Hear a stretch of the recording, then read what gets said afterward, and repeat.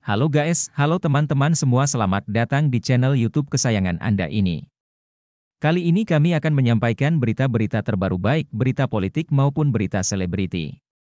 Semoga berita yang kami sampaikan bermanfaat. Jangan lupa like, comment, dan subscribe biar tidak ketinggalan berita-berita yang kami sampaikan. Elektabilitas Ganjar kalahkan Anies, PDIP, gak cukup, keputusan Capres 2024 tetap di tangan Megawati.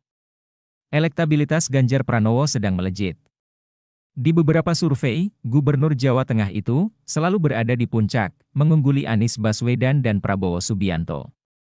Menanggapi hal ini, PDIP slow saja. Hasil survei terbaru yang digelar Center for Political Communication Studies, CPCS, memperlihatkan moncernya nama Ganjar dalam menghadapi Pilpres 2024. Dalam survei ini, elektabilitas kader PDIP itu mencapai 24,1%.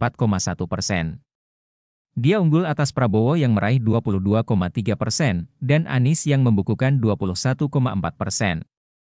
Menurut CPCS, elektabilitas Ganjar menunjukkan tren kenaikan selama 2 tahun terakhir. Sementara, Prabowo cenderung stabil, sehingga berpeluang disalip Anies yang bergerak melejit.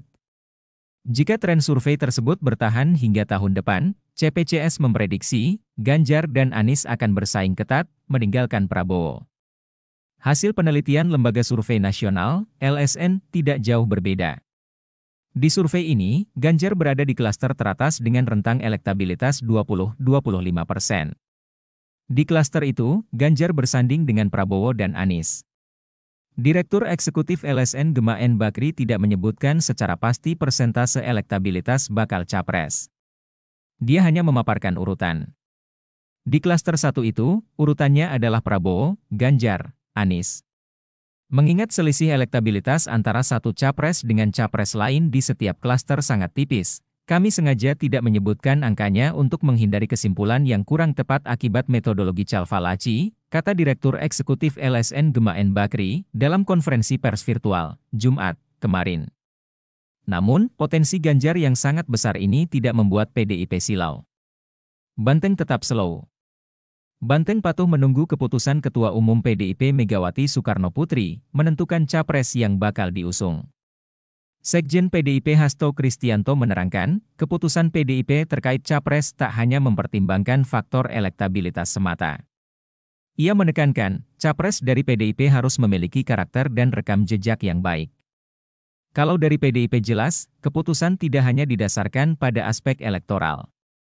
Keputusan didasarkan pada karakter pemimpin, kinerja pemimpin, rekam jejak pemimpin, ujar Hasto di Yogyakarta kemarin. Selain itu, Hasto menyebut, capres PDIP harus dapat menyatukan diri dengan rakyat. Dia lalu menekankan, capres dari Banteng merupakan hak prerogatif Megawati yang telah diberikan mandat oleh Kongres. Ibu Megalah yang nanti akan memutuskan siapa yang akan dicalonkan oleh PDIP, lanjut Hasto. Mengenai waktu deklarasi capres PDIP, Hasto bilang, menunggu momentum yang baik. PDIP tidak mau terburu-buru. Sebab, deklarasi capres harus melihat kesiapan aspek sosial, ekonomi, hingga politik. Bagaimana dinamika politik internasional juga dilihat. Kesiapan partainya, kesiapan pendukungnya, semua dilihat, jelas dia. Kenapa PDIP terkesan slow meski ada kadernya yang memiliki elektabilitas tinggi?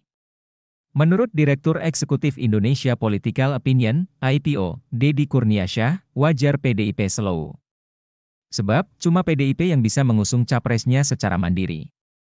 Tidak harus mencari-cari koalisi agar memenuhi ambang batas pencalonan presiden yaitu 20% suara nasional atau 25% kursi di DPR. Bahkan jika harus menempatkan posisi sebagai cawapres sekalipun, PDIP tidak akan risau. Nah, ini yang memicu PDIP tidak terkesan tertarik dengan Ganjar. Karena bagi Mega, usung Ganjar atau Puan, bisa saja dalam hitungan mereka sama terkait peluang menang atau kalahnya di Pilpres, tukas Deddy.